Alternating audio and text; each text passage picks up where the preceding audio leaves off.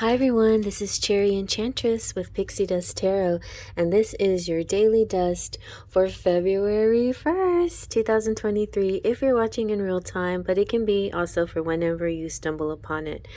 I am, however, going to count down towards Valentine's Day using the final Rose Tarot. I think I'm going to use this every day, or at least almost every day, until we get to February 14th, because it's a fun deck that gives me often like a soap opera or saga energy, or what's coming up next in this connection energy.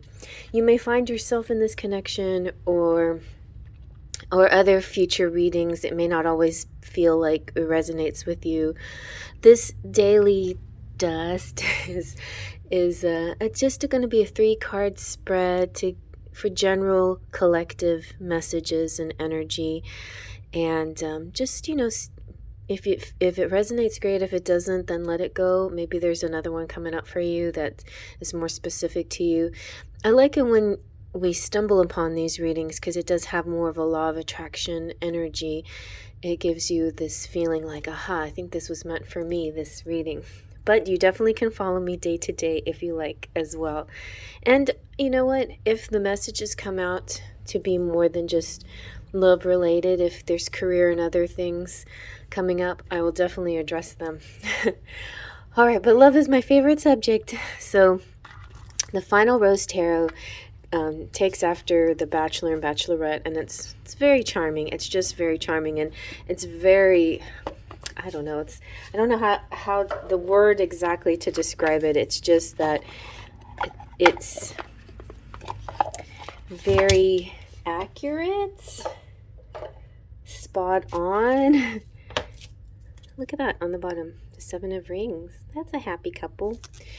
I feel like it's pertinent, timely.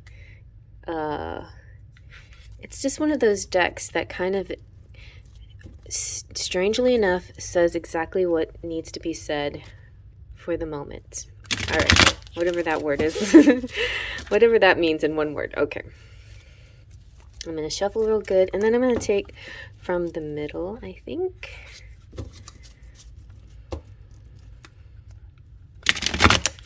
Okay, here we go. Ooh, we've got the King of Flutes, the single dad. Okay. King of Flutes is the King of Cups. We have 8 of Mirrors in your head.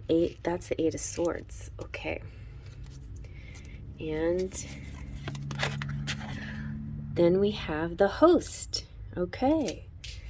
The Host, I think, is the Emperor, but I'll double check on that. No, the Host is the Hierophant. The Hierophant. The Mansion popped out. Fell down. The Mansion's been coming out a lot, so be aware. That's a good sign. Okay, I'm going to zoom in.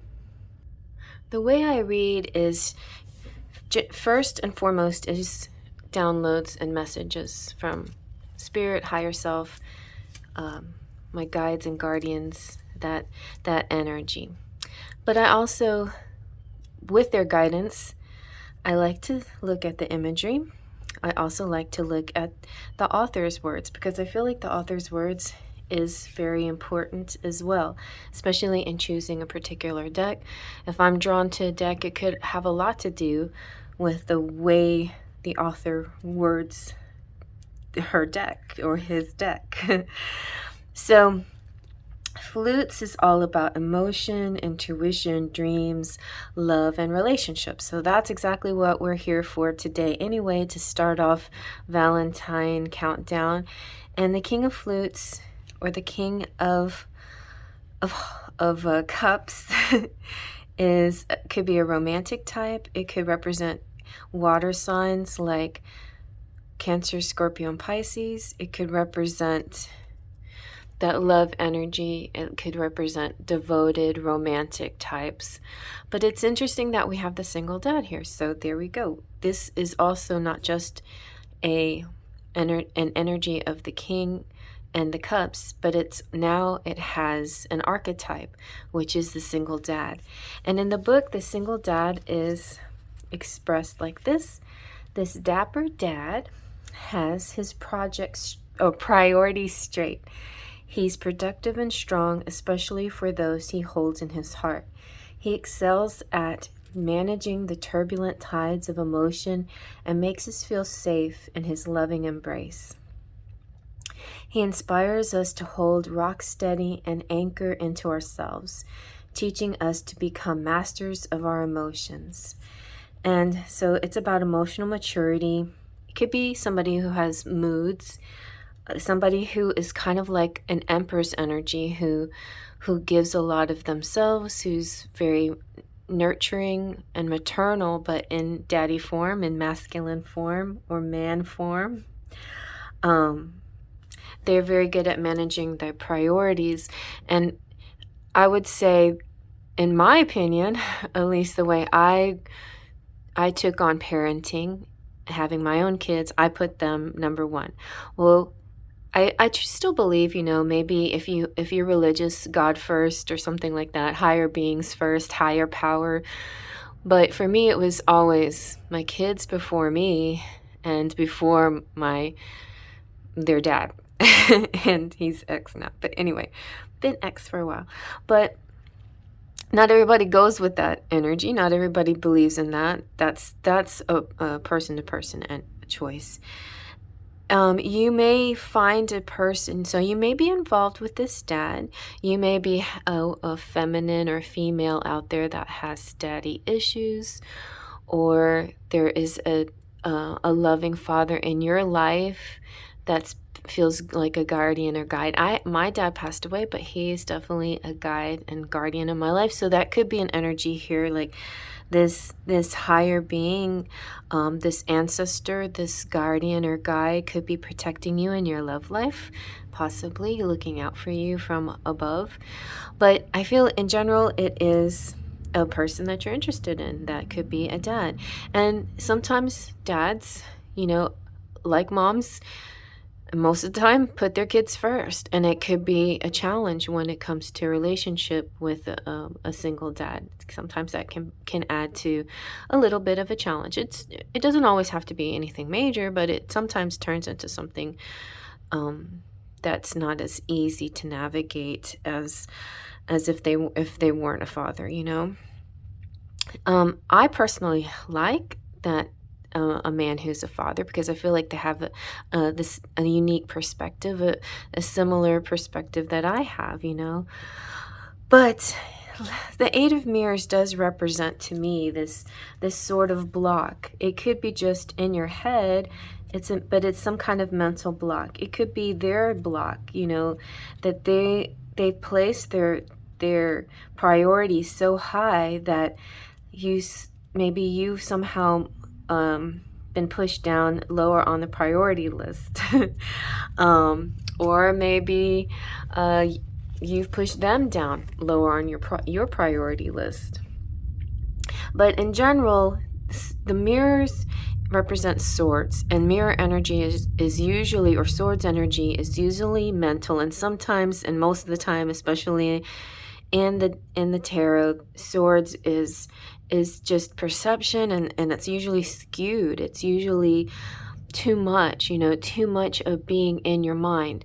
Your mind is a beautiful thing, and you can use it for powerful manifesting and visualizing and bringing in beautiful things into your life. But your mind can also sabotage you and create too much chatter. And that's what's happening here. It's like monkey mind, too much chatter. It's like you could be interested in this person, and there's a lot of people talking in your head about why you shouldn't be, or maybe why you even looking at this person, why should you be here? So basically when you're feeling constricted by the environment around you, and you focus on what everyone else has or is saying, it starts to feel like nothing will ever go your way. This could be what you're feeling. This could be what the person of interest is feeling. The insecurities are triggered, and you get so wrapped up in the mental chatter and the external influences that you begin to play the victim role. And that happens so easily. And victim playing the victim is kind of such an escapism. It also sadly it works a lot. And like a lot of times when we feel bad about ourselves, it does attract sympathy from others, and that's why it actually it's because it's rewarded. Sometimes it's what we turn to at times too, to to at least soften the blow, or I'm trying to say, like, caress, pet, not pamper, but like it's like a hug, it's like a condolences, things like that. So I understand, because it's a challenge for me. Like I've been working really hard not to go into victim mentality, and I have to keep seeing myself as a winner, and life is happening for me and not to me. So can constantly shift your mind whenever you feel it falling into victim mode, because this is just a perception. All right, so it's just in your head. You're creating this narrative. Stop creating this narrative. You don't have to. Focus on what you've got. You have the power to turn it all around and pull yourself out of this self-created spiral by getting grounded and recognizing your own blessings, okay? So it's your mind. It could be outside energy, but it's you listening to the outside chatter or influences. It's feeling a little off center and playing the victim. And it's just like, snap out of it. A movie that I recommend highly, especially towards Valentine's Day, is Moonstruck. I just love Cher, and I love that phrase that it's like she's telling Nicolas Cage, snap out of it. I hear that in my head a lot. Just snap out of it. It's like sometimes we get stuck. See, 8 of mirrors is the stuck energy. And so maybe this person thinks he's stuck. Maybe you feel you're stuck. Maybe his energy is affecting your energy, and now you both feel stuck. Like, where do we go? So I think the host representing the Hierophant is, yes, the Hierophant, or the Hierophant. It is a kind of like, it could be our higher self, or it could be a good advice. It could be angels, guardians, guides, guards, or guards. That higher energy coming through to help you. Or it could be a sweet person in your life, like like your dad or an uncle or somebody like that, trying to give you some good advice. But the host is about upholding tradition, like the Hierophant. And it's about marriage. And it could be somebody also, like maybe a well-meaning person, but somebody who's planted this seed, like, you got to find somebody. Maybe it is your dad. Maybe your dad is saying, oh no, you don't marry marry somebody, make sure they have money, and, love is good, but you need to be provided for. He's all about the traditional things as well. And The Bachelor, the host is what's his name? The main guy.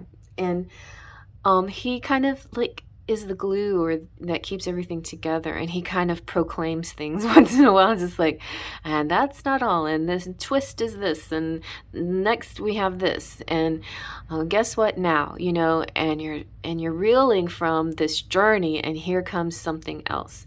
So, but in general, it's about preserving structures and roles and conforming. And sometimes it's outdated narratives. See, you've got that narrative running in your head. It could have been from him. And he is, the demagogic figure. He sees a love as a certain way. He's typically like beloved, but the more we evolve, the less we appreciate this point of view, this old-fashioned point of view. Some people still like it, and some people still want to follow it, but a lot of people rebel against it, and maybe you're one of them. And so As the world shifts into a new paradigm, sweeping things under the rug and doing things as they always have been done to maintain the status quo no longer fly around here. The cracks in the system are exposed, and who do we turn to now for guidance along our path? As new date cards are being written, this is also an invitation for you to become the host of your own romantic love story. So you are your own guard and guardian, guardian and guard. And you decide, don't let these influencers direct you into any particular direction, especially if it goes against your instinct, intuition, and against the grain, against your own life path, like this own knowing, your own feeling of what's the right thing to do. So you've learned a lot from the old traditions. It kind of makes me feel like I was raised Catholic. I love that religion. It's beautiful. I don't put it down at all. I mean, I keep the things from the religion that really have provided a beautiful foundation of faith and love and charity and treating your fellow man the way you want to be treated, the golden rule, just the good things. And then I've taken it a step higher by transcending through more metaphysical beliefs to help balance kind of a more rounded view, a more universal idea of what God and love and how to use your faith to help yourself and the world around you to elevate the vibration, things like that. So to me, it goes a little bit higher, more, to me, it's a higher level than religion, because religion to me is more 3D matrix. Religion is a way to make the spiritual world conform into rules, but it's not a bad thing. It's just and it can be very helpful for people who are too scattered sometimes, who need a little bit of discipline and focus and rules. It's important to realize, be aware of it, be conscious of it, what it does, be conscious of what these people say to you and how you feel about it and how you react to it and what your intuition is telling you about it, because that is what you need to listen to, your higher self, for your higher good. So anyway, it doesn't mean that we poo-poo the things that we learn. We integrate them. It's like the spiral. Like the first time around was the stuff with the religion, but the next time around you've integrated the stuff with the religion, but now you're going on to a different level of awareness and knowledge and learning new things. So just take them with you, and then what works for you is what's important. Let love be your guide in creating a new path forward.